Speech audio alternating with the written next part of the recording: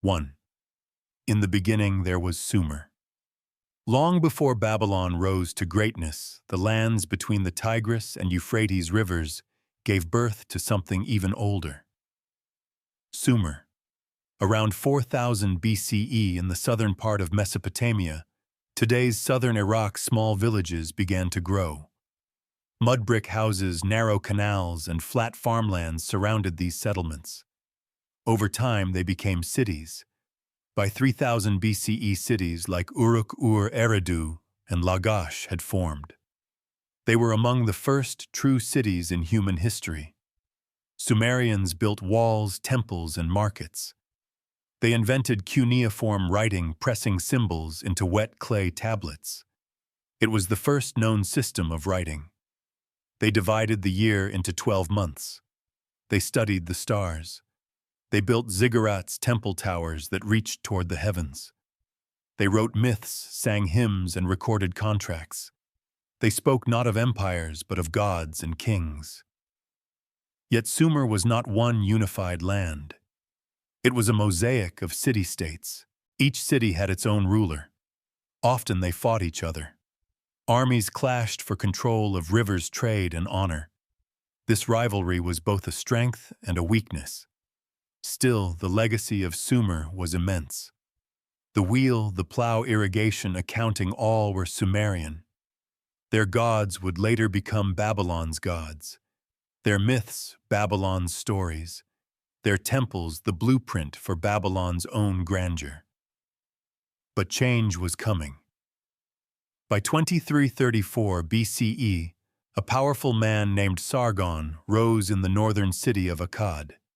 He conquered Sumer, united the cities, and created what historians call the Akkadian Empire. It was the world's first known empire. Akkadian replaced Sumerian as the dominant language. The gods stayed, but their names changed. The Akkadian storm god, Adad, replaced Sumer's Ishkur.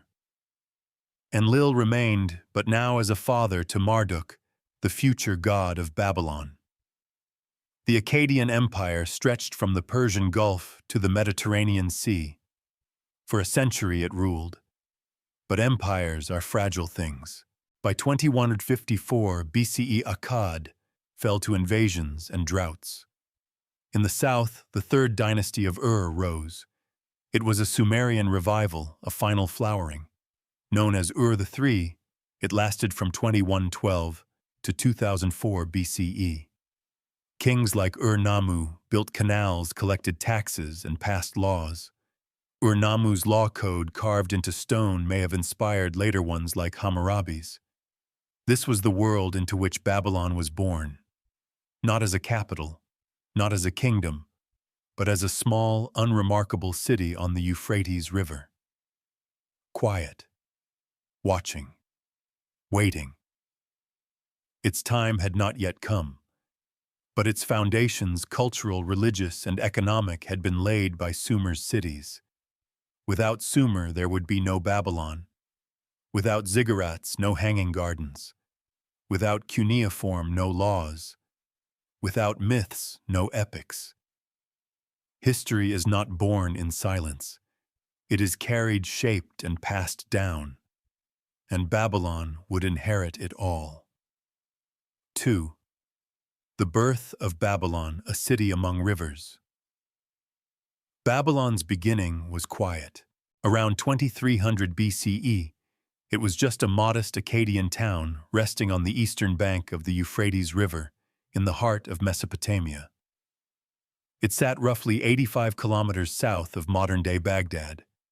There were no palaces yet, no massive temples, just humble mud-brick homes and busy canals weaving through fields of barley and dates. Babylon meant gate of the gods in Akkadian Babylim, but at the time it was not yet divine in fame. Its importance was geographical, not political. It was positioned at a natural crossroads of trade water and ideas. To the north lay the older cities of Akkad and Assur. To the south, the lands of Sumer and Ur. This in-between space made Babylon a bridge, a silent observer. and eventually a prize. The people of Babylon spoke Akkadian like their northern cousins. They worshipped a familiar pantheon, Enlil Ishtar Shamash. They used the same cuneiform script pressed into clay, but they lacked power. Larger neighbors like Kish Nippur and Isin overshadowed them. That began to change after the fall of the third dynasty of Ur in 2004 BCE. The Elamites from the east raided and toppled Ur. Central power collapsed. Mesopotamia fractured. City-states scrambled for control. In this power vacuum, Babylon found opportunity. A dynasty known as the Amorites, Western Semitic tribes who had migrated into Mesopotamia, began taking over various cities. Around 1894 BCE, an Amorite chieftain named Sumu Abum seized Babylon. He did not declare himself king of an empire. He ruled only Babylon, and his influence was local. But this moment mattered.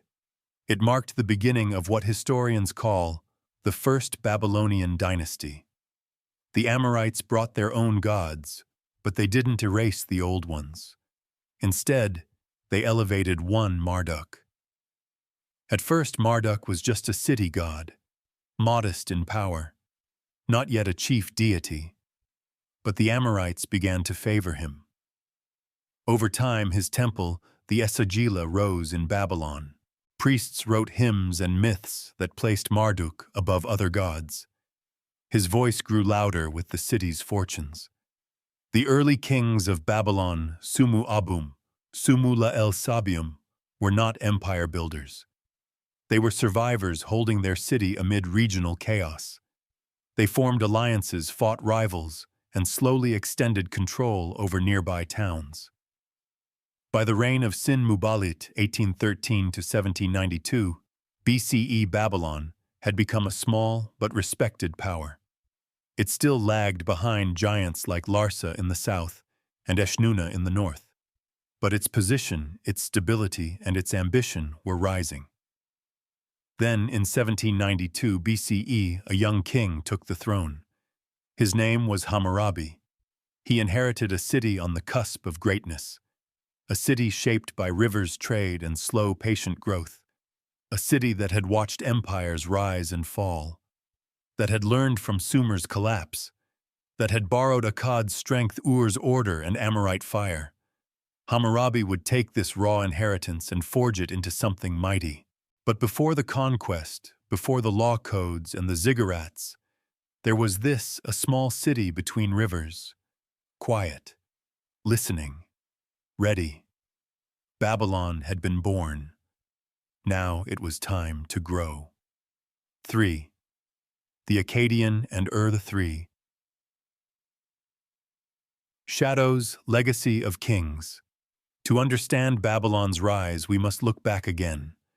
Not at the city itself, but at the giants whose shadows it lived under. The Akkadian Empire and the Third Dynasty of Ur, two forces that shaped Mesopotamian rule and taught Babylon how to govern, how to conquer, and how to fall. The Akkadian Empire began around 2334 BCE, when Sargon the Great seized power in Akkad, a city whose precise location remains lost.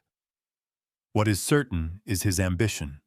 Sargon was the first in history to unite the cities of Mesopotamia under one crown. He conquered from the Persian Gulf to the Mediterranean building roads, organizing governors and sending armies far beyond the river valleys. He claimed divine favor. His face was stamped on statues.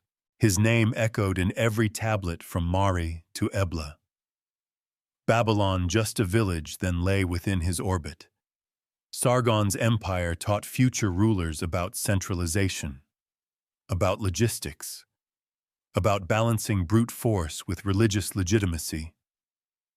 These lessons would not be forgotten, but the Akkadian Empire could not last forever. After a century of rule, it began to unravel. Climate change may have played a role, droughts drying canals, emptying granaries. Guti tribes from the Zagros Mountains invaded. By 2154 BCE, the empire collapsed. Cities returned to local kings. Confusion reigned.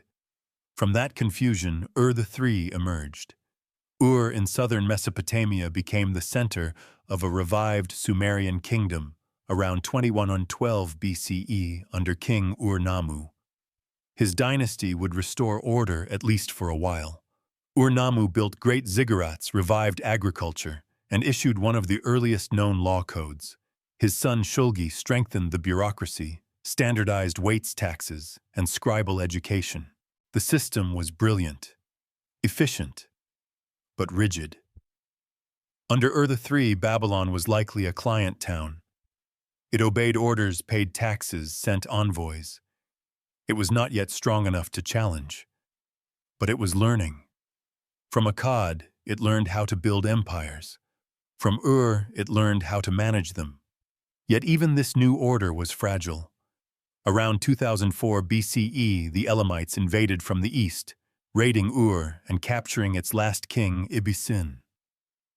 The dynasty collapsed.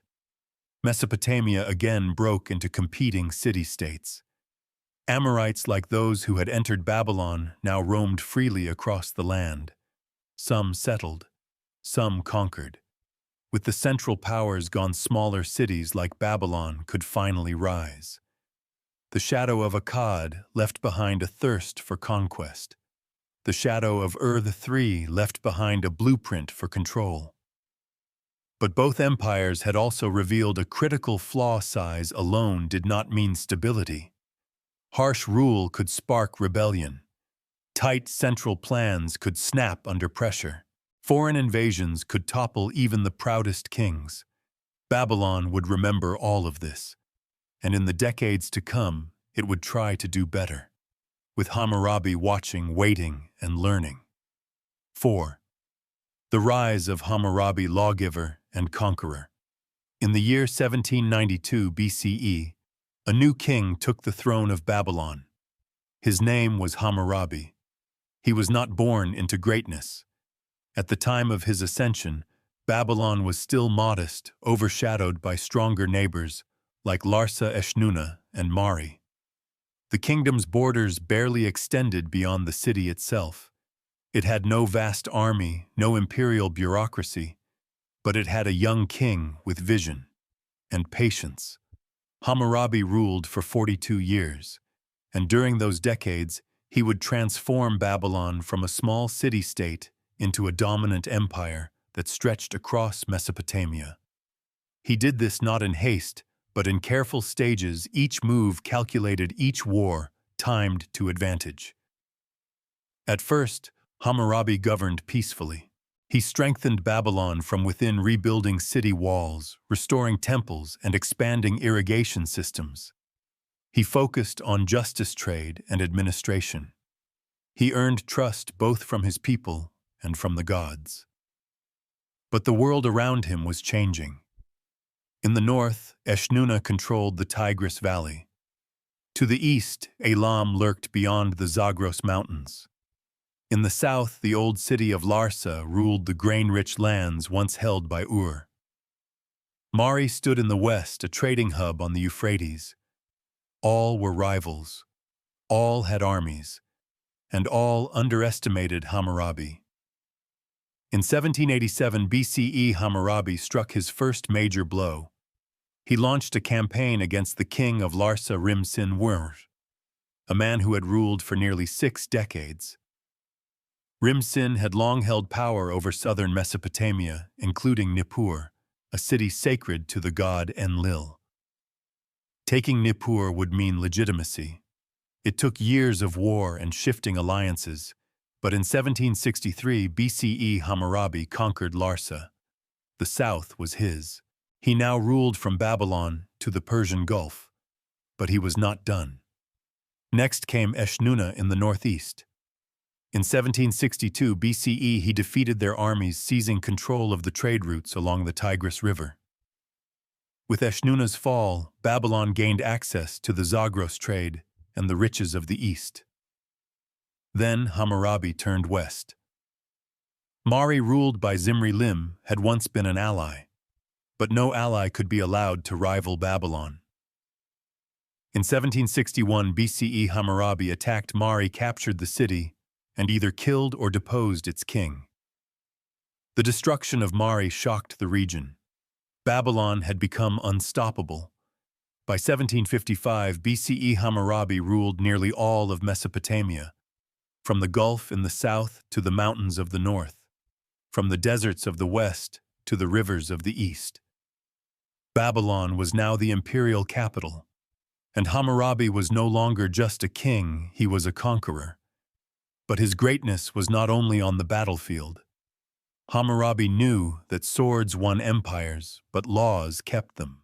Around 1754 BCE, he ordered the creation of his famous law code, nearly 300 laws inscribed on a tall basalt stele. The laws covered everything: theft, debt, divorce, property, wages, injury, slavery, and justice. Some were harsh, an eye for an eye is no myth, but others protected the weak, the widow, the orphan, the tenant farmer. The stele stood in public view, likely near the temple of Marduk. It was both a tool of governance and a symbol of divine authority. Hammurabi declared that the gods had chosen him to bring justice to the land. This was not just administration, it was ideology. By placing law at the center of his rule, Hammurabi set a precedent. His code was copied, studied, and echoed for centuries. Even later, Assyrian and Persian rulers would adopt similar ideas. The belief that kings should govern by laws, not by whim, can be traced back to him. Culturally, Babylon flourished. Temples were expanded. Art and literature blossomed. Scholars copied ancient Sumerian texts. Marduk, once a minor god, now stood at the head of the pantheon. His temple, the Esagila, became a place of pilgrimage and political power. Hammurabi's Babylon was not just a place of soldiers and scribes. It was a center of law, religion, and civilization. But empires are never immortal. When Hammurabi died in 1750 BCE, he left behind a vast domain. But he also left behind a challenge how to keep it together. His successors would try. They would fail, and Babylon, so newly risen, would soon face a harsh lesson in impermanence. 5. Hammurabi's Code. Order in stone. In a world where kings ruled by force, Hammurabi ruled by law. Around 1754 BCE, near the height of his power, Hammurabi ordered something radical. He summoned his scribes and priests. They gathered not to build temples or count taxes, but to carve words into stone. Those words would become known as the Code of Hammurabi. It was not the first law code in history. The kings of Ur and Eshnunna had written laws before him. But Hammurabi's code was the most ambitious, the most complete, and the most visible. It wasn't hidden in courtrooms. It wasn't locked away in archives. It stood tall in public, etched into a black basalt stele over 7 feet high, likely placed in the heart of Babylon. Anyone who could read, priests, scribes, merchants, could see it, and those who could not still felt its weight. The stele opened with a long prologue. Hammurabi claimed that the gods Anu and Lil, and above all Marduk, had chosen him to bring justice to the land. He was not just a ruler. He was a shepherd, a protector. The text declared, to cause justice to prevail in the land, to destroy the wicked and the evil, that the strong might not oppress the weak. This was more than politics. It was divine mission. Then came the laws. There were 282 of them, organized into clear themes: family, agriculture, commerce, labor, property, and crime. Some were brutal. If a man put out another man's eye, his own eye would be put out. If a builder's house collapsed and killed its owner, the builder would be put to death. These punishments, what we now call lex talionis, or the law of retaliation, reflected a deep concern for balance. Justice in Hammurabi's world was measured in equivalence. But the code was not only about punishment.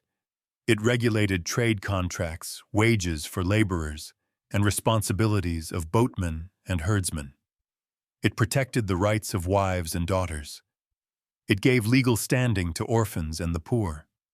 It required judges to follow precedent and punished them if they changed verdicts without cause. The laws were not equal for all.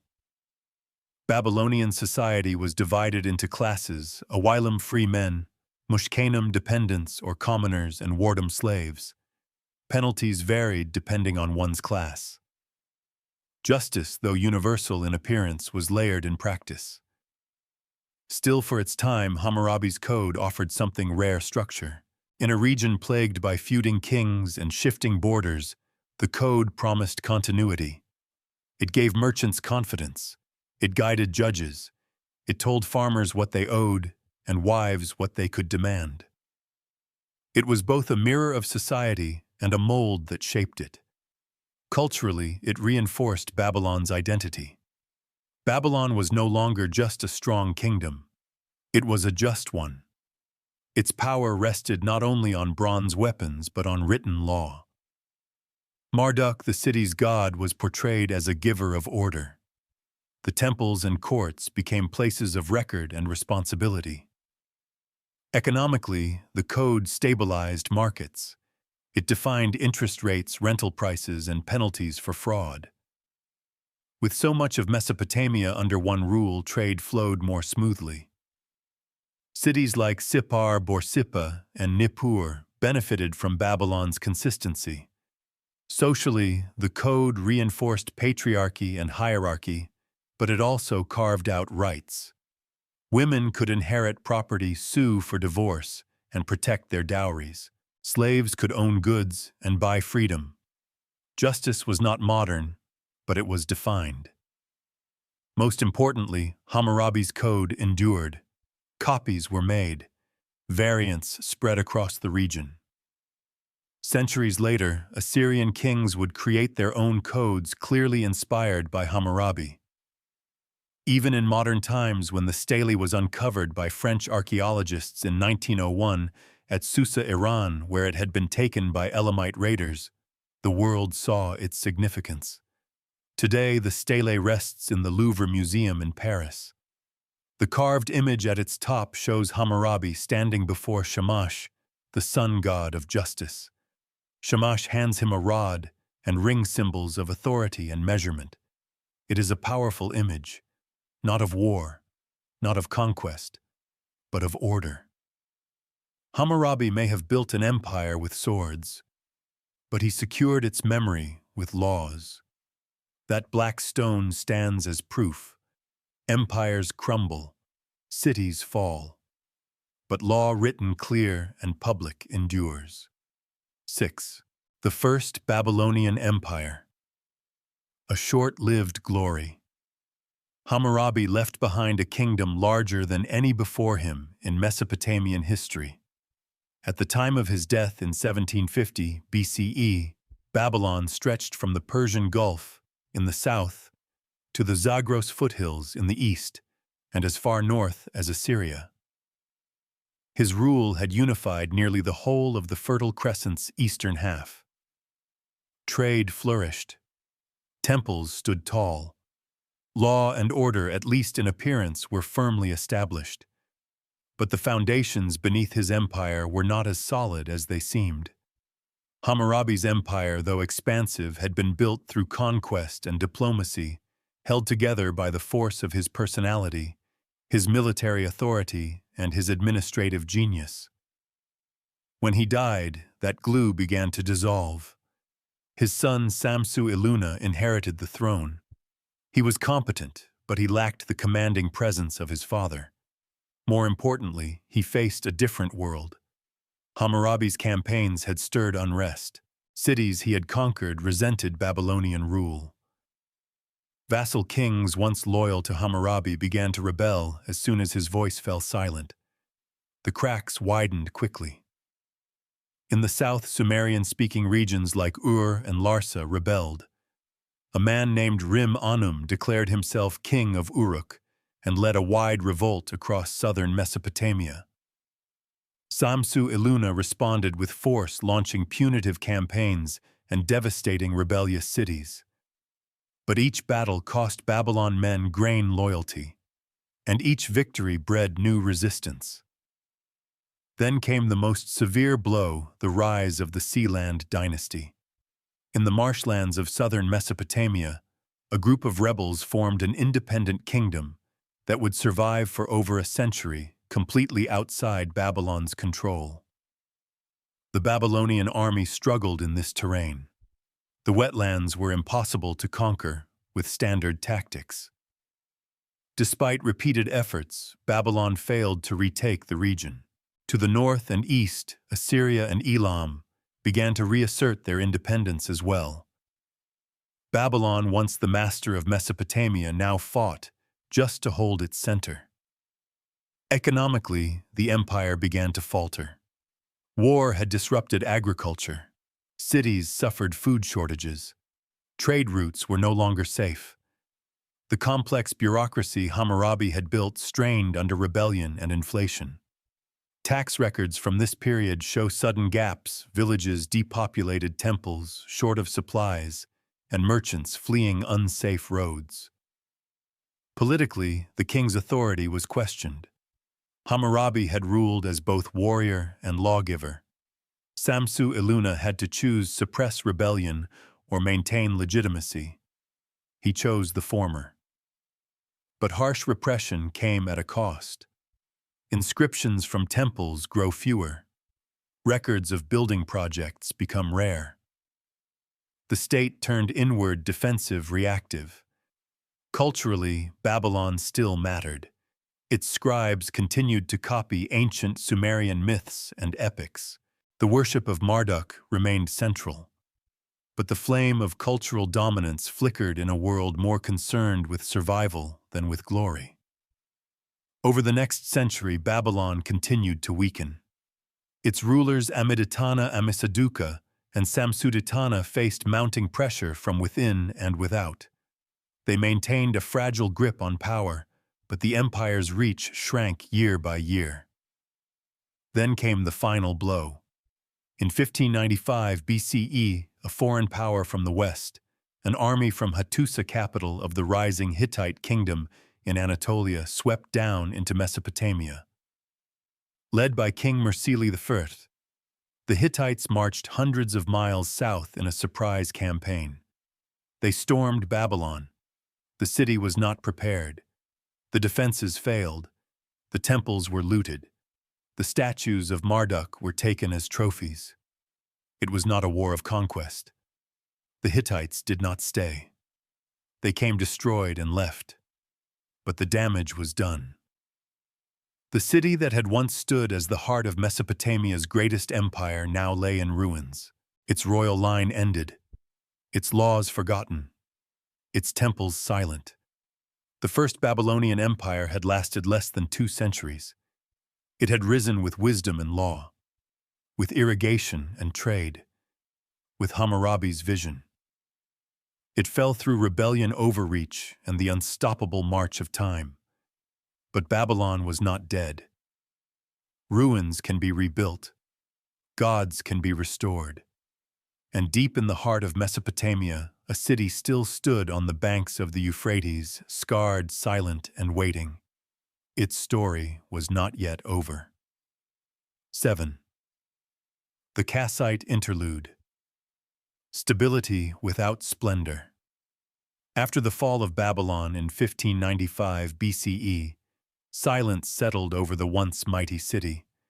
For a time there was no king, no empire, just broken walls, scattered survivors, and the memory of Hammurabi's greatness. The Hittites, who had delivered the fatal blow, retreated quickly. They had come for loot, not land. In their wake, a power vacuum opened across Mesopotamia. That vacuum was soon filled. From the northeastern mountains came a new group, the Kassites. The Kassites were not native to Mesopotamia. Their origins lay in the Zagros highlands in what is now western Iran. They had lived on the fringes of Mesopotamian politics for centuries sometimes, as mercenaries, sometimes as traders. But now they moved in as rulers. By around 1530 BCE, they had taken control of Babylon. Their rule would last nearly 400 years longer than any other dynasty in Babylon's history. Yet the Kassites did not build an empire like Hammurabi. They did not seek to dominate from Egypt to Elam. They did not boast in stone or thunder across deserts. Their legacy was quieter, but no less important. The Kassite period brought stability. They restored the city of Babylon, rebuilding temples and city walls. They revived the cult of Marduk, returning his statue to the temple of Esagila. This act alone won the hearts of the Babylonians, who believed the god's absence explained their suffering. To legitimize their rule, Kassite kings adopted Babylonian traditions. They wrote in Akkadian. They worshipped Babylonian gods. They married into local elites. Over time, they became Babylonian in all but name. Their capital was still Babylon, but they also built a new ceremonial city, Dur-Kurugaltsu, named after King Kurugaltsu I. There they constructed a grand ziggurat palaces and temples. The city sat near modern Baghdad and reflected a blend of Kassite and Mesopotamian styles. Economically, the Kassite era saw renewal. Agriculture stabilized. Trade resumed along old routes. Horses introduced by the Kassites became common, changing warfare and transportation. Kassite kings issued Kudurus stone boundary markers, recording land grants, taxes, and privileges. These stones, etched with curses and divine symbols, helped define property rights and reinforced royal authority. Politically, Babylon no longer ruled the region, but it remained a respected power. To the north, Assyria grew stronger. To the west, Egypt reached its imperial peak under the new kingdom. Babylon, under the Kassites, played the role of a mediator, often neutral, sometimes allied with Egypt or the Hittites. Royal marriages and gift exchanges became tools of diplomacy. This was the age of the Great Powers Club, a network of letters, envoys, and treaties between the major kingdoms of the Near East. Babylonian kings corresponded with pharaohs and Hittite lords, speaking as equals. The famous Amarna letters discovered in Egypt contain Babylonian cuneiform. The world was growing more interconnected, and Babylon remained part of the conversation. Culturally, Kassite rule preserved Mesopotamian tradition. Scribes continued to copy Sumerian and Akkadian texts. Temples trained new generations of priests and astronomers. The arts, while less extravagant than during Hammurabi's time, continued in bronze, stone, and clay. The Kassites did not innovate greatly, but they safeguarded what had been built. But not all was peace. Over the centuries, Kassite authority weakened. Local governors gained power. Assyria, once a minor northern neighbor, began to flex its muscles. Elam to the east also grew bold. By the late 13th century BCE, Babylon's influence had waned. Its kings still ruled, but rebellions became more frequent. Droughts and famines struck the region. Trade slowed. The old order, stable, familiar, was unraveling. Then around 1155 BCE, Babylon fell again. This time it was the Elamites. They invaded from the east, captured Babylon, and carried off treasures, including the statue of Marduk once more. The last Kassite king, Enlil-nadin-ahi, was taken prisoner.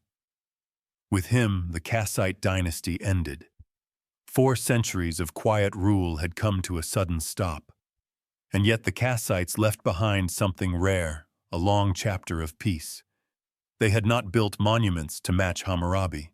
They had not written law codes for the ages. But they had kept Babylon alive. Through war, famine, and foreign threats they endured. Now Babylon would have to find a new path in a world growing more dangerous, more divided. and more violent. The age of quiet kings was over. 8. Babylon versus Assyria. Brothers in rivalry. After the fall of the Kassite dynasty in 1155 BCE, Babylon stood vulnerable. Its gods had been stolen, its kings disgraced, its identity once rooted in Hammurabi's glory and Kassite continuity had been shaken. For the next 2 centuries, Babylon struggled to reclaim its strength. But in the north, a new power had already risen, and it would not wait. Assyria. To understand the rivalry that would shape the fate of Mesopotamia, one must look north toward the upper Tigris River, toward cities like Ashur and Nineveh. Unlike Babylon, Assyria was not built on the lush flatlands of the south. Its land was hillier, harsher, more exposed. Its people had adapted accordingly. They were warriors, traders, and administrators toughened by borderland life. By the 14th century BCE, even during the Kassite period, Assyria had begun expanding. Its kings, Ashur-uballit-Rin, Adad-nirari-Wang, and Shalmaneser-Fi, had pushed outward, forging a regional power. But by the 12th century BCE, after Babylon's collapse, Assyria became the dominant force in Mesopotamia. Babylon and Assyria shared language, gods, and cultural memory. But they were rivals, not allies, and Assyria held the upper hand. In the centuries that followed, Babylon would often find itself under Assyrian pressure. Some kings were appointed with Assyrian approval. Others tried to resist and paid the price. Yet Babylon never surrendered completely. The South had memory, pride. Marduk still reigned in the hearts of its people, even if his statue had been taken. Babylon remained a sacred city. Even Assyrian kings, when possible, tried to appear respectful of its temples and traditions. But behind this respect was a growing tension. Assyria was turning into a war machine. Its armies were professional. Its kings were expansionist. They built massive fortresses, carved conquests into stone walls, and created an empire that stretched across the Near East. Babylon, by contrast, was slower. It struggled with internal rivalries, priestly disputes, and local uprisings. Its political leadership was fractured. Its strength was often more symbolic than real. Still, Babylon refused to be erased. In the 9th and 8th centuries BCE, this rivalry grew sharper. Assyrian kings like Tiglath-Pileser III, Sargon II, and Sennacherib viewed Babylon as both a threat and a temptation. It was a city that could not be ignored. Tiglath-Pileser III campaigned in Babylon and claimed its throne in 729 BCE. His strategy was clear: dominate through control, not destruction. He allowed local traditions to continue, hoping to pacify the region. But rebellion kept rising. The south bristled at Assyrian occupation. Princes, priests, and even commoners rose again and again. Babylonian identity refused to fade. Then came Sennacherib. In 689 BCE, after years of resistance and defiance, Sennacherib had had enough. He ordered the destruction of Babylon. This was no symbolic warning. His army leveled the city. Temples were pulled down. Statues were shattered. Canals were diverted to flood the ruins. The city that had once governed an empire was turned into a wasteland. This act shocked the region. Even within Assyria, many were uneasy. Babylon was not just a rival, it was sacred. A city tied to gods that both Assyrians and Babylonians shared. To destroy it was to invite divine wrath. And so years later, Sennacherib's son Esarhaddon reversed the policy. He rebuilt Babylon. He restored temples. He brought back Marduk's statue. He tried to repair the spiritual damage his father had caused. Assyrian kings who followed continued this policy of alternating domination with appeasement. The rivalry continued. Assyria could conquer Babylon, but it could not erase it. Babylon, for all its political instability, still commanded respect. It was still the heart of the South. Its language, its myths, its religious traditions flowed through every tablet and temple across Mesopotamia. This battle between the sword of Assyria and the spirit of Babylon would shape the next chapter of history. But Babylon would need more than spirit to survive. It would need a new champion. One would soon rise from the ashes from the south, from the ranks of the Chaldeans, and he would bring the empire back. 9. The Elamite invasion and internal collapse. As the 12th century BCE drew to a close, Babylon was already weakened. Its dynasty, once restored under local rulers, had fractured again. Assyria in the north pressed harder, but the blow that shattered Babylon came not from the north, nor from within, but from the east, from Elam. The Elamites were an ancient people who lived beyond the Tigris River in the Zagros Mountains and the plateau that would later become Persia. Their capital, Susa, had long been a rival of Mesopotamian cities, and they had not forgotten Babylon's past glory or the loot it once held. In 1155 BCE, the Elamite king Shutruk-Nakhunte launched a devastating invasion. He crossed into Babylonia, sacked city after city, and seized Babylon itself. The blow was swift and brutal. Shutruk-Nakhunte took spoils of war statues, stele religious icons, even the famed victory stele of Naram Sin, and carried them back to Susa. The insult was as deep as the injury. But even worse than the plunder was the loss of the statue of Marduk. This was no mere idol. To the Babylonians, the statue was the living presence of their chief god. Its theft was catastrophic. Without Marduk, the rituals at Esagila, the Temple of Temples, could not continue. The New Year festival, a central celebration of order life and the renewal of royal power, was suspended.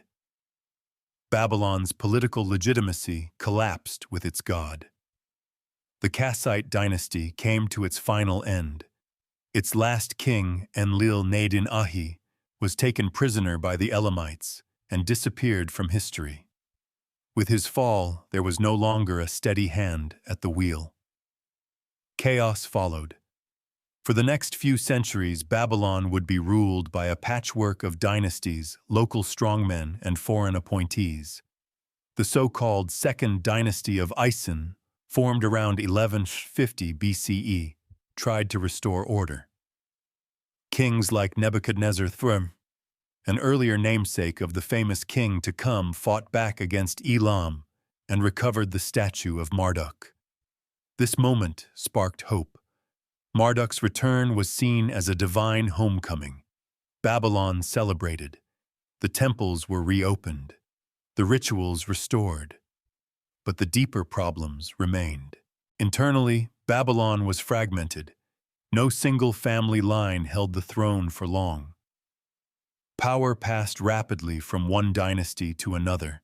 The Sealand kings, the Bazi dynasty, the Elamite-supported rulers all rose and fell like waves on the Euphrates. Economically, things worsened. The wars had drained the treasury. Farmlands were abandoned or ravaged. Irrigation systems so vital in the flat southern lands fell into disrepair. Without them, the harvests failed. Famine followed. Urban populations shrank. Militarily, Babylon could no longer defend its borders. Assyria, now entering its imperial phase, advanced steadily from the north. Their kings boasted of victories over Babylonian rebels. They captured cities, deported populations, and treated the south as both a prize and a warning. Socially, Babylonian identity endured, but it was fraying. The priesthood remained strong, but they often became kingmakers and power brokers, leading to new rivalries. Ordinary citizens bore the burden of instability, taxes rose, protection faltered, and hope faded. Even the language shifted. Akkadian remained the written language, but Aramaic began to spread first among traders, then into courts and everyday life. Babylon was no longer the cultural center it had once been. Its scribes still copied ancient texts, but fewer innovations emerged. It was a period of memory more than ambition. Foreign rulers occasionally tried to restore Babylon's strength. Assyrian kings, especially those who styled themselves as protectors of Marduk, rebuilt parts of the city and held ceremonies in its temples. But they were conquerors, not countrymen. Their presence was resented. Babylon became a city of symbols still sacred, still storied, but adrift in a storm of shifting powers. It was no longer the master of Mesopotamia. It was a battlefield, a relic, and a dream waiting to awaken. That awakening would not come from within the walls of its temples. It would come from the south, from the shifting tribes near the marshlands and deserts, from a people long dismissed as unstable and wild, the Chaldeans. And one of their own would change everything. 10. The Neo-Assyrian domination, Babylon in chains. By the 9th century BCE, Assyria had evolved into something terrifying. No longer just a northern kingdom, Assyria had become an empire, a war machine. Its kings, Ashurnasirpal II, Shalmaneser III, Tiglath-Pileser III, ruled through force, fear, and ruthlessly organized conquest. Their palaces in Kalhu Nineveh and Dur-Sharrukin were lined with carved stone walls showing captives-bound kings kneeling, cities burning. In the south, Babylon watched and waited. Assyria needed Babylon, not just as a city, but as a symbol. Though politically weak, Babylon remained spiritually powerful. Its temples still stood. Its festivals still honored Marduk. Its scribes still copied ancient texts in clay. For the Assyrians, ruling Babylon meant legitimacy. It meant inheriting the legacy of Hammurabi, of Sumer, of the gods. But Babylon refused to be ruled. Each time Assyria pushed, Babylon pushed back.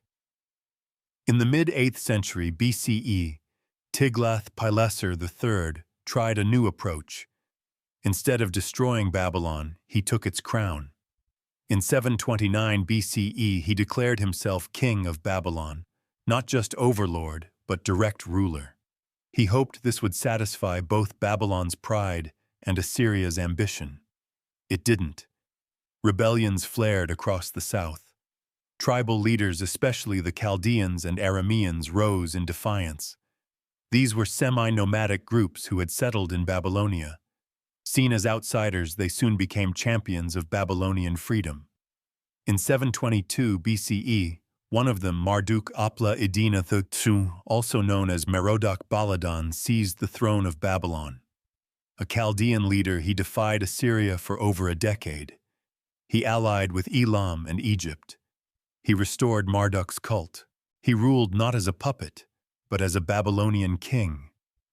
The Assyrians responded with fury.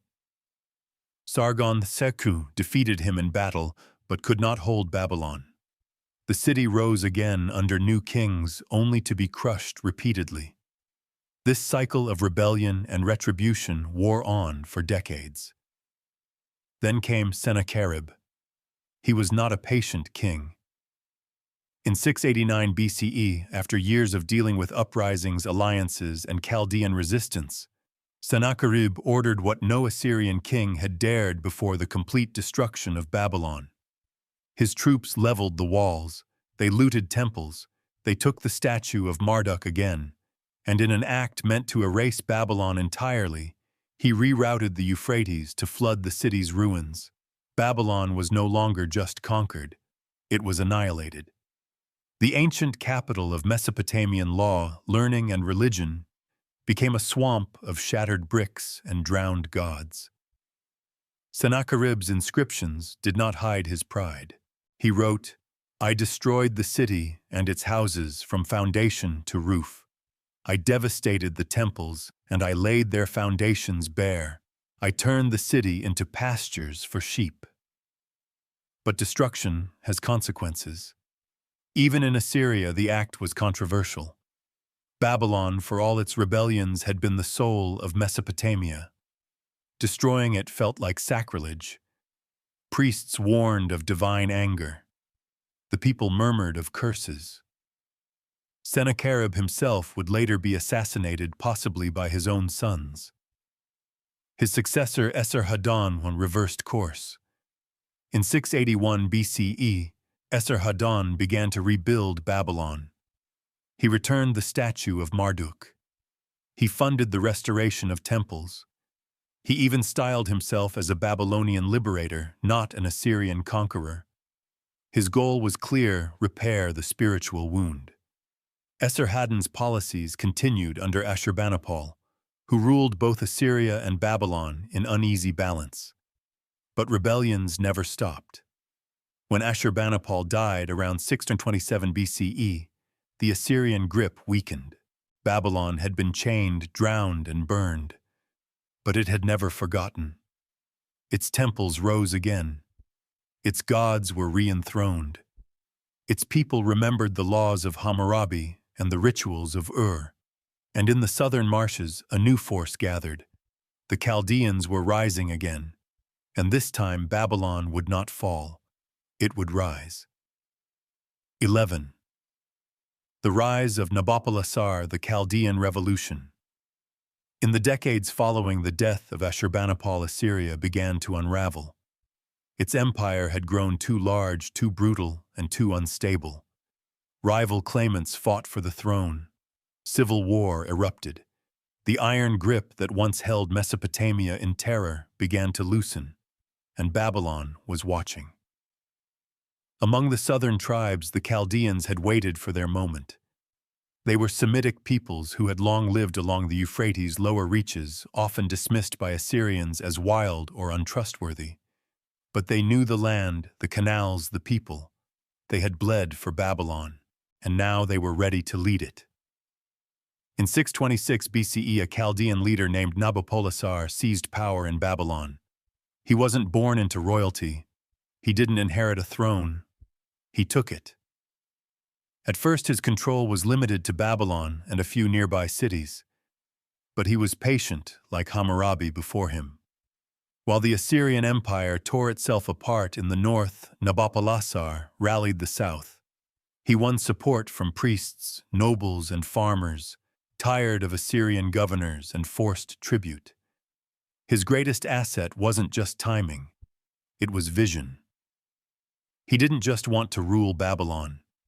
He wanted to restore it, to purge the memory of Sennacherib's destruction, to return Babylon to its rightful place as Mesopotamia's heart. By 616 BCE, Nabopolassar began his campaign. He pushed north, capturing key cities along the Tigris. But he knew that to defeat Assyria, he needed more than courage, he needed allies. That ally came from the east. The Medes, a powerful Indo-Iranian people based in the Zagros Mountains, had also suffered under Assyrian rule. Their king Cyaxares shared Nabopolassar's hatred for Nineveh. The two leaders forged a pact: Babylon and Media would march together. It was a turning point in ancient history. In 612 BCE, the joint Babylonian-Median forces laid siege to Nineveh, the capital of Assyria. The city that once boasted of its invincibility, of lions chained in its gardens of kings, who claimed the world as their footstool, now burned. The siege lasted months. The fighting was brutal. But the result was final. Nineveh fell. Its palaces were plundered, its libraries buried, its towers turned to ash. The Assyrian king Sin-shar-ishkun likely died in the flames. The remaining forces fled westward to Haran, but Assyria's fate was sealed. Babylon had not just survived, it had triumphed. Nabopolassar returned to Babylon not as a rebel, but as a restorer. He rebuilt temples, revived Marduk's festivals, and ensured the statue of the god remained where it belonged. He re-established the rituals of the new year, reaffirming Babylon's central role in the cosmic order. Economically, he repaired canals, restored farmland, and reopened trade routes that had long been closed by war. Politically, he established the Neo-Babylonian dynasty, a new line of kings rooted not in ancient blood, but in earned loyalty. His government blended Chaldean strength with Babylonian tradition. He ruled until 605 BCE. By the time he died, Babylon once again stood tall. No longer a vassal, no longer a prize. It was an empire. And his son Nebuchadnezzar II would carry that legacy even higher. But Nabopolassar would always be remembered as the one who made it possible. The one who rose from the southern swamps. The one who saw Babylon's ruins and declared, "We rise again." 12. Nebuchadnezzar II, Babylon's Golden Age. When Nabopolassar died in 605 BCE, his son was already a proven leader. Nebuchadnezzar II had just returned from the Battle of Carchemish, a crushing victory over the Egyptians and the remnants of Assyrian forces. He was young, but he was ready. Babylon cheered him as a hero, and over the next 4 decades, he would become more than a king. He would become a legend. Nebuchadnezzar ruled from 605 to 562 BCE. Under his reign, Babylon reached the height of its power, wealth, and beauty, the Golden Age. His empire stretched far from the Persian Gulf to the borders of Egypt. He controlled all of Mesopotamia, parts of Anatolia, Syria, and Palestine. Trade routes flowed through his lands like rivers. Caravans brought cedar from Lebanon, silver from Anatolia, spices from Arabia, and lapis lazuli from the east. But Nebuchadnezzar was not just a conqueror. He was a builder. And his greatest masterpiece was Babylon itself. He turned the city into a wonder of the ancient world. He strengthened the walls, adding multiple rings of defense so thick that chariots could ride across their tops. He dug new canals and built massive storage systems to feed the growing population. He raised temples, palaces, and ziggurats, restoring them to glory after centuries of war and neglect. The centerpiece was the Esagila, the grand temple of Marduk. Towering above the city stood Etemenanki, the ziggurat believed by many to be the inspiration for the later tale of the Tower of Babel. A stairway to the heavens, built brick by brick in honor of the gods. He adorned the city with the Ishtar Gate, an enormous double gateway covered in deep blue glazed bricks and decorated with lions, bulls, and dragons. It was both beautiful and intimidating, a symbol of divine protection and imperial majesty. Processions passed through it during festivals, especially during the New Year celebrations that renewed the king's mandate to rule. But Nebuchadnezzar's fame wasn't only built with bricks. He was a fierce military strategist. He campaigned repeatedly in the Levant, bringing cities like Tyre and Jerusalem under Babylonian control. In 597 BCE, he captured Jerusalem, deported the Jewish king Jehoiachin, and installed a puppet ruler. When the city rebelled again, Nebuchadnezzar returned with fire and fury. In 586 BCE, he destroyed Solomon's temple, reduced Jerusalem to rubble, and carried thousands of people into exile, an event that would become known as the Babylonian captivity. For the Jewish people, this was a national trauma. But for Babylon, it was standard imperial policy: break resistance, control territory, integrate talent. Many exiled peoples became part of Babylonian society: merchants, artisans, scribes. Some rose in status. Their stories written later gave Babylon a lasting image of pride and punishment in Jewish memory. Culturally, Babylon flourished under Nebuchadnezzar. His scribes copied ancient texts and composed new ones. Astronomers recorded celestial events on clay tablets, observing the stars from towers. The city became a center of learning, religion, and administration. But it was also a city of control. Nebuchadnezzar was known for his tight grip. He reorganized land holdings, imposed heavy taxes, and ensured loyalty through surveillance and religious authority. His court was both majestic and intimidating. Inscription after inscription describes his power not as personal ambition, but as divine duty. He ruled in the name of Marduk, and everything he built he claimed was for the gods. Some later stories, even in the book of Daniel, paint him as a man both mighty and maddened by pride. These tales may be more theological than historical, but they reflect the awe and fear he inspired. By the time of his death in 562 BCE, Babylon was the largest, richest, and most beautiful city in the known world. He had raised its walls higher than any before. He had built monuments that reached the sky. He had expanded its empire to its greatest extent. But empires built on personal greatness often struggle once that greatness is gone. Nebuchadnezzar's successors lacked his discipline, his charisma, and his force of will. The golden age would not last. But for a moment under his hand, Babylon was the center of the world, and its walls glittered beneath the sun. 13. The fall of Jerusalem and the Babylonian captivity.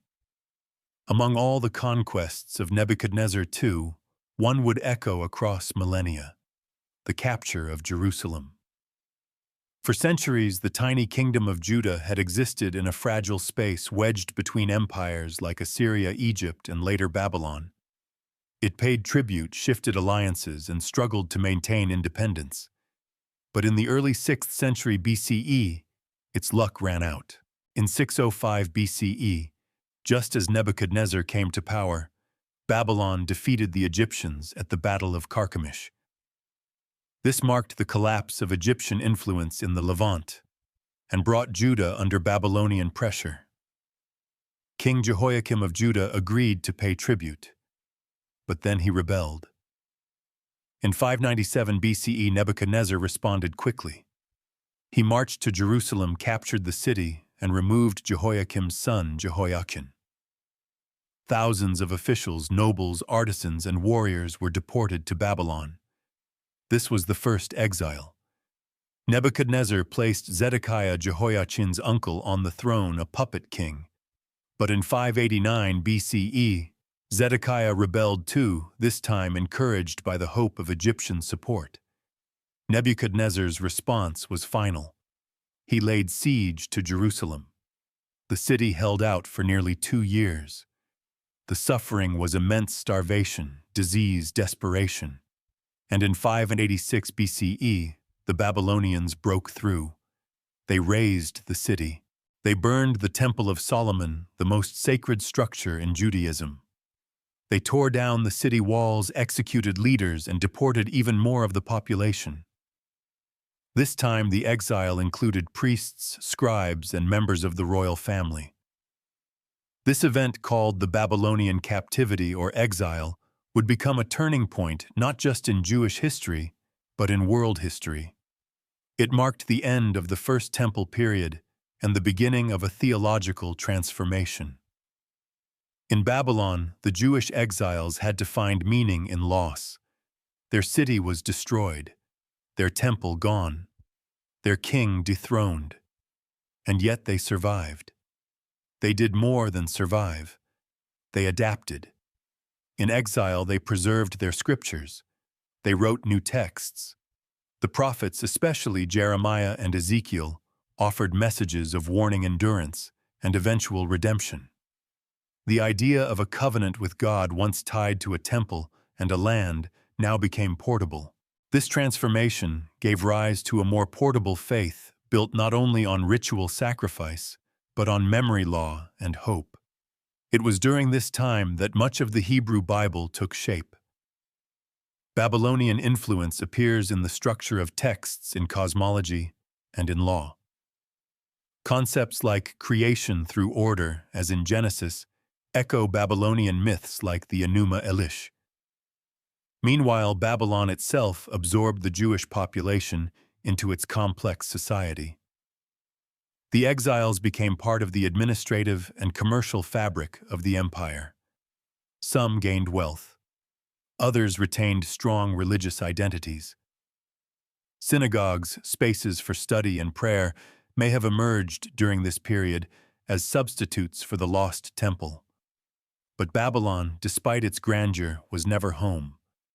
For the Jewish people, it became a symbol both of exile and endurance, a place of punishment and purification.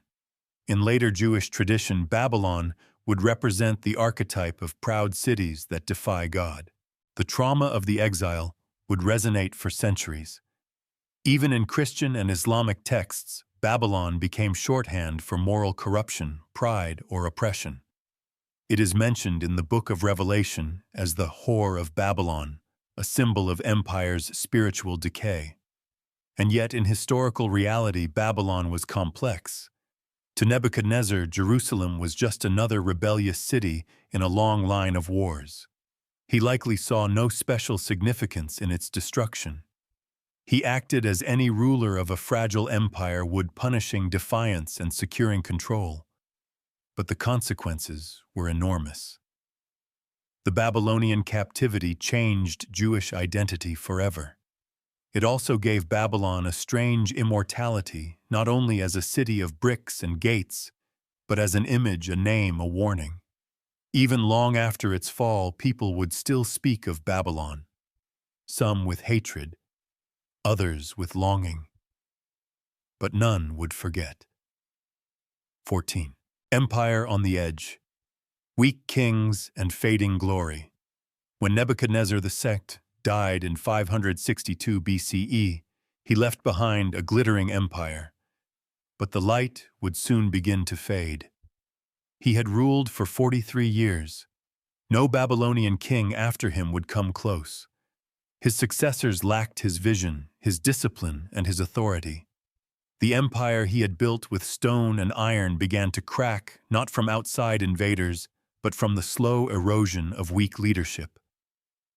The first to take the throne was Amel-Marduk, also known as Evil Merodach, in biblical texts. He ruled from 562 to 560 BCE. Little is known about his reign except that it was brief and unpopular. He released Jehoiachin, the exiled king of Judah, from prison, suggesting a softer hand than his father. But his own nobles saw him as unfit. He was assassinated by his brother-in-law, Neriglissar. Neriglissar, a Babylonian noble with military experience, seized power and ruled from 560 to 556 BCE. His reign brought a temporary return to order. He conducted campaigns in Syria and built public works, but his rule too was short. He died suddenly, and the throne passed to his young son, Labashi-Marduk. The child king lasted only a few months. He was deposed, possibly murdered by a coup led by a powerful general named Nabonidus. Nabonidus was unlike any Babylonian king before him. He was not from the royal line. He had religious beliefs that diverged from the mainstream. While most Babylonians worshipped Marduk as the supreme god, Nabonidus promoted the moon god Sin, especially in the city of Haran. This caused tension with the priesthood of Marduk in Babylon. To make matters worse, Nabonidus left the city. For nearly a decade, he abandoned Babylon, ruling instead from Tema, a distant city in the Arabian desert. His reasons remain unclear. Some say it was for health. Others believe it was religious devotion. Whatever the cause, it left Babylon politically adrift. While he was away, his son Belshazzar acted as regent. Belshazzar appears in later biblical accounts, most famously in the book of Daniel, where the writing on the wall foretells doom.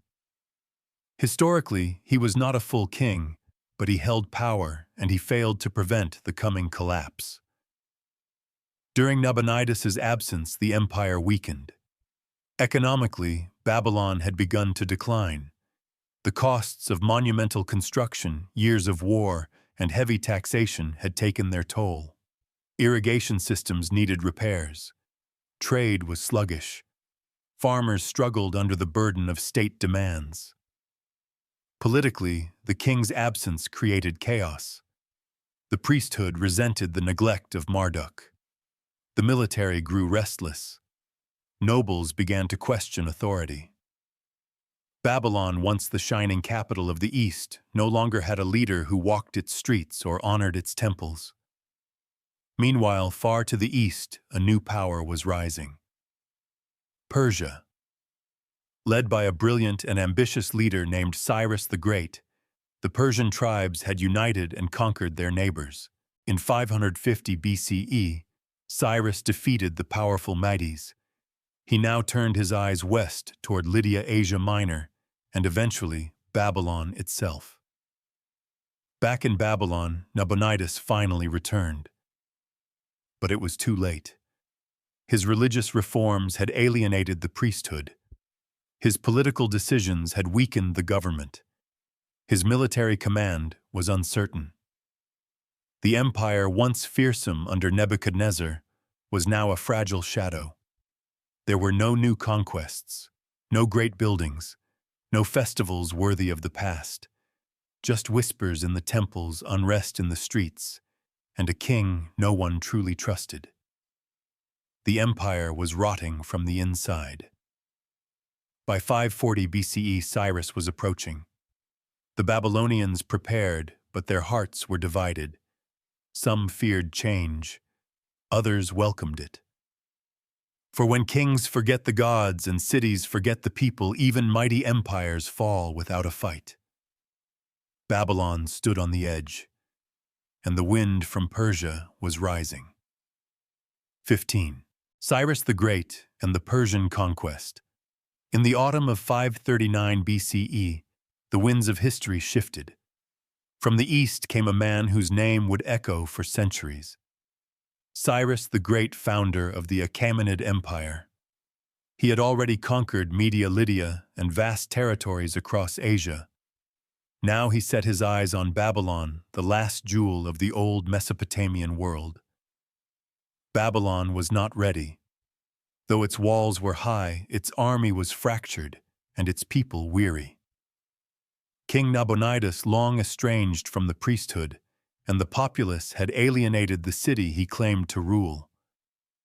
The priests of Marduk, once loyal to the Babylonian crown, now whispered of deliverance. And Cyrus listened.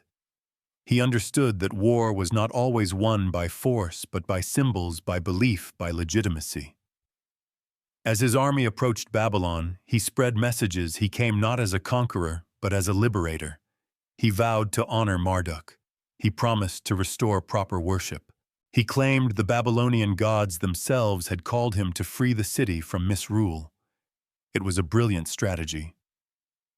When Cyrus reached the city, there was no great battle. According to Babylonian records, the Nabonidus chronicle, Cyrus's forces entered Babylon on October 12, 539 BCE. The gates opened. The people did not resist. Babylon fell in a single night, not with fire or blood, but with silence. Nabonidus was captured. Belshazzar, his son, may have died during the earlier conflict. The details are hazy, but the result was clear: the Neo-Babylonian Empire had ended. A new age had begun. But Cyrus was no ordinary conqueror. He did not destroy Babylon. He respected it. He walked its streets, offered sacrifices at its temples, and presented himself not as a foreign invader, but as the rightful king chosen by Marduk. In fact, his actions were so calculated, so respectful, that the priests of Marduk composed a document praising him, the Cyrus cylinder. Inscribed in cuneiform on clay, the cylinder described how Cyrus ended the impious rule of Nabonidus and restored order, justice, and proper worship. It reads, "Marduk, the great lord, rejoiced at Cyrus's good deeds. He ordered him to march to Babylon. Without battle or fight, he let him enter the city. He saved Babylon from hardship." It was a masterpiece of imperial propaganda and a window into Cyrus's genius. Under Persian rule, Babylon became a provincial capital, respected but no longer sovereign. The city retained its language, its priests, its scribes, and its traditions. The temples continued their rituals. The astronomers watched the stars, rooftops of ziggurats. But the king now sat in Persepolis, not Babylon. One of Cyrus's most famous acts was his decree allowing exiled peoples to return home. The Jews deported decades earlier by Nebuchadnezzar were among the beneficiaries. Cyrus allowed them to return to Jerusalem and rebuild their temple, beginning the Second Temple period. For this, he is remembered in the Hebrew Bible not as an enemy but as an anointed one, a chosen instrument of God. This alone shows how deeply the fall of Babylon reshaped identities, empires, and religions.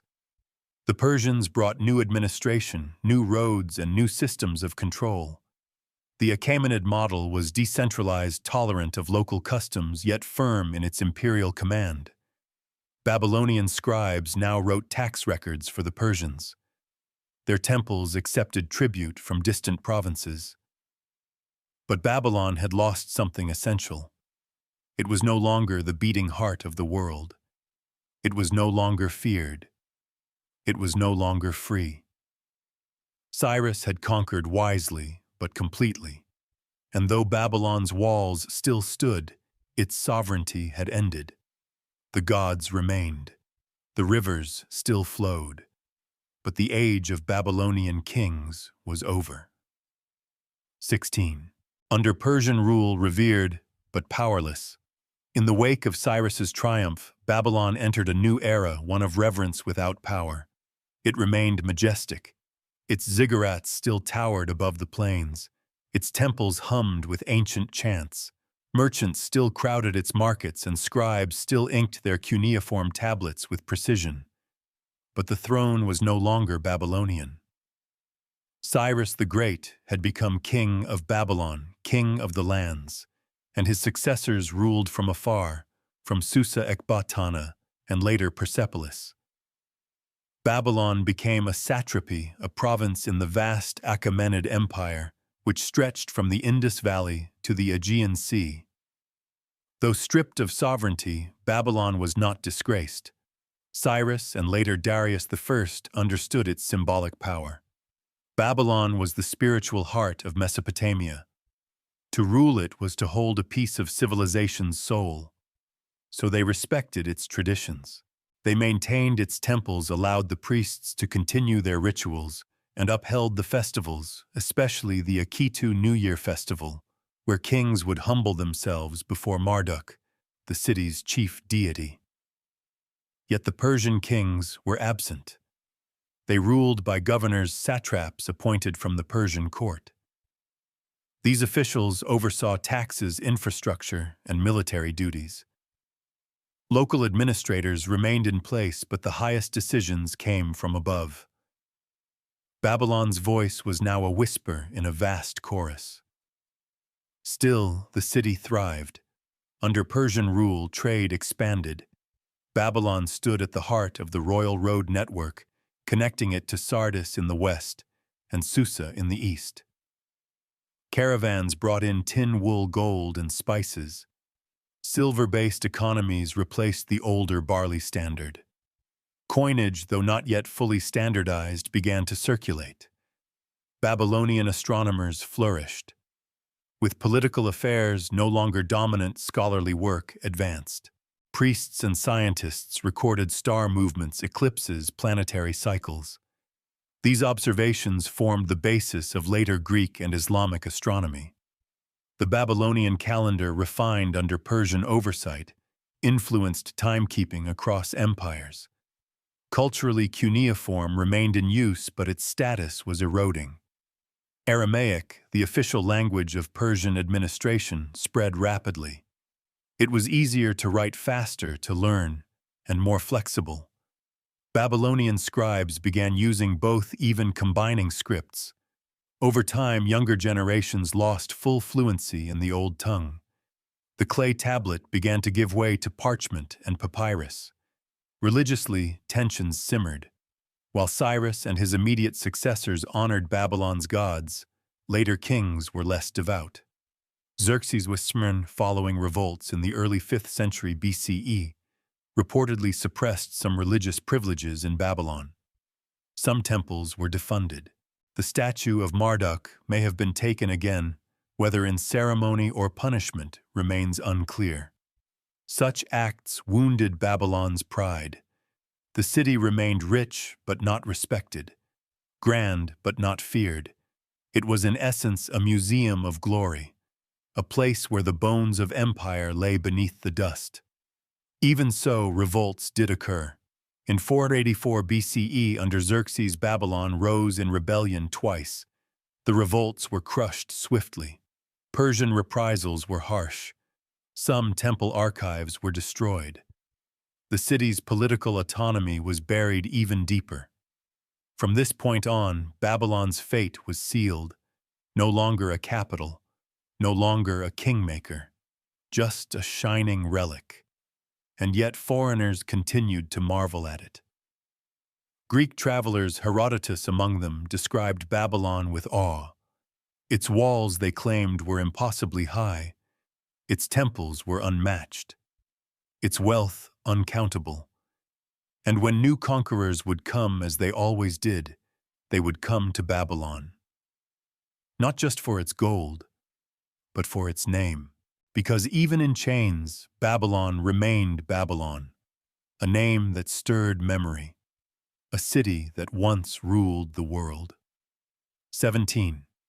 Hellenistic Babylon, Alexander and the aftermath. In 331 BCE, the thunder of war returned to Mesopotamia. From the west came Alexander of Macedon, young, brilliant, and unstoppable.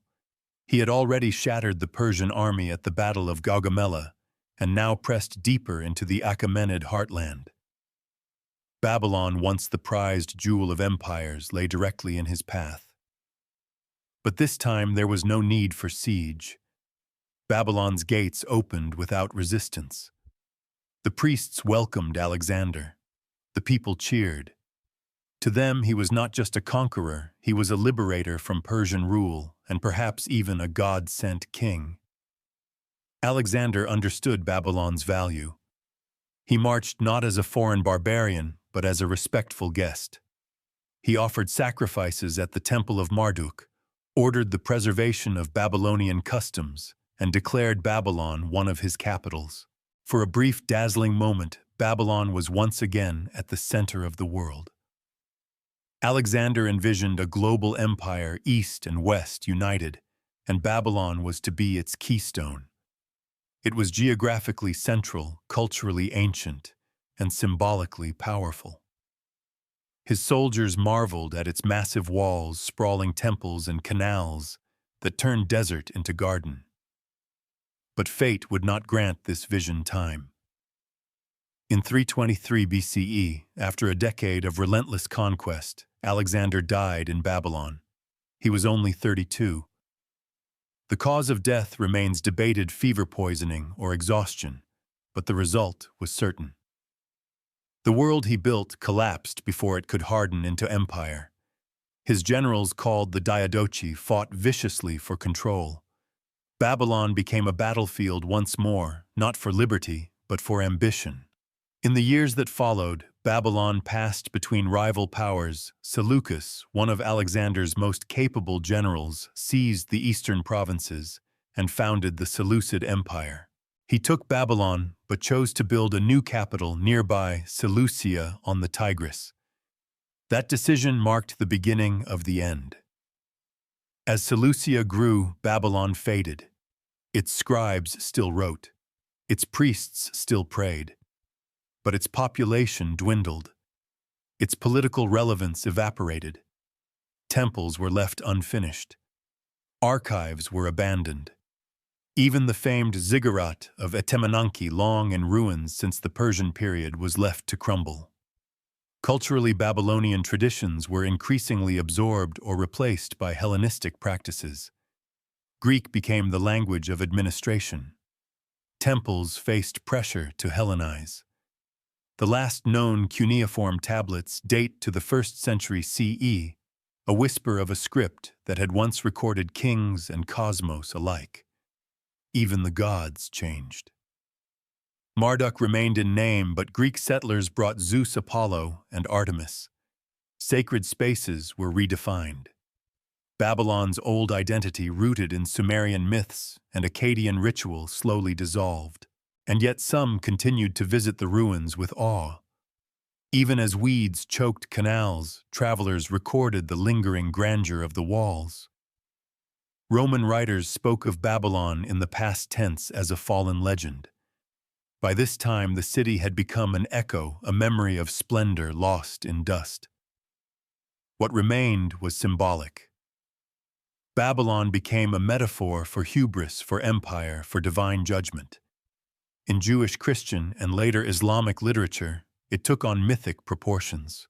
No longer just a city, now a symbol. It had once led armies, crushed kingdoms, written laws that shaped civilizations.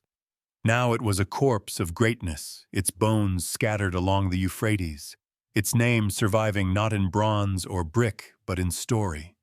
From Alexander's hopeful embrace to the Seleucids' neglect, Babylon's Hellenistic period was a slow, quiet death. Not of violence, but of being forgotten. The world had moved on. Babylon remained silent, still proud, but empty. 18. The final decline, silence on the Euphrates. By the dawn of the 1st century CE, Babylon was no longer a city. It was a graveyard. The temples stood hollow. The canals dried or clogged with silt. The ziggurats, once stairways to the heavens, had become crumbling mounds. Dust covered what had once been gold. Silence replaced the chants of priests and the cries of traders. The world had changed, and Babylon had been left behind. After the Seleucids, the region passed to the Parthians, a new Persian dynasty who ruled vast eastern territories. But they cared little for Babylon. Their capital was Ctesiphon, located across the Tigris. Trade now flowed elsewhere. The Euphrates, once the lifeblood of empires, grew quiet. The Romans would later challenge the Parthians for Mesopotamia. But when they marched through Babylon's ruins, they found little worth claiming. Writers like Pliny the Elder and Strabo described the city in mournful tones. Babylon, they wrote, was a shell, its people scattered, its buildings falling.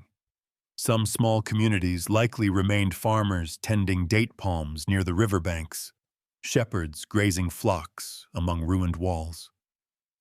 A few priests may have kept rituals alive, copying old texts or tending fading fires. But there were no kings, no scholars, no visionaries. By the 2nd century CE, the last cuneiform tablets were written mathematical and astronomical records now mostly ignored by the wider world. The language of Babylon, once read from Anatolia to Elam, was now unreadable, forgotten even by those who walked upon its soil. And the end came not with a final blow, but with neglect. Nature reclaimed the city. The Euphrates shifted course. Sandstorms buried streets. Time, more powerful than any enemy, consumed what conquest had spared. Columns toppled. Statues cracked. Brick by brick, Babylon dissolved into the earth. Only memories remained. In the Jewish tradition, Babylon lived on as a symbol of exile and deliverance. In Christian scripture, it became a symbol of sin. Babylon, the Great, the mother of harlots, a name for spiritual corruption and imperial excess. In Islamic texts, it was remembered as a place of ancient magic, of angels and secrets lost beneath the soil. No city in history fell so many times, and yet never truly vanished. Archaeologists would not rediscover Babylon until the 19th century, when European explorers, driven by biblical references and classical accounts, arrived with picks and notebooks. They uncovered the Ishtar Gate, the walls of Nebuchadnezzar, and the shattered fragments of laws and letters once buried in palace floors. Today, Babylon stands again not as a living city, but as a World Heritage Site. Its ruins lie in modern-day Iraq, near the town of Hilla. Tourists walk where Hammurabi once stood. Scholars study its astronomy, its rituals, its epics. And yet, even in ruin, Babylon commands awe. For nearly 2,000 years, it slept beneath the sands. And even now it whispers. Whispers of gods and kings, of pride and fall, of the rise of cities and their inevitable return to dust. Babylon did not collapse in a single day. It faded. It endured long after its power was gone, until time itself closed the gates. 19. Legacy of Babylon more than ruins. Babylon is gone. Its bricks are scattered, its towers broken, its priests long silent. But its legacy lives woven deep into the fabric of human civilization. It was not the first great city, but it was the one that lasted in memory. Babylon gave the world law. Hammurabi's code, carved in stone nearly 4,000 years ago, laid the foundation for public justice. It taught that rulers must govern not by whim, but by rule. The idea that law is something permanent, something that stands above kings, did not begin in Greece or Rome. It began in Babylon. Babylon gave the world writing. The cuneiform script developed in Sumer, but preserved and expanded by Babylonian scribes, recorded myths, treaties, observations, and prayers. From the Epic of Gilgamesh to economic inventories, Babylon built a civilization that remembered itself. Writing became a weapon against forgetfulness. Babylon gave the world science. Its astronomers mapped the stars with precision. They tracked eclipses, measured time, and developed a lunar calendar that influenced future civilizations. Their understanding of planetary motion was passed on through the Greeks, eventually forming the basis of modern astronomy. Babylon gave the world myth and story.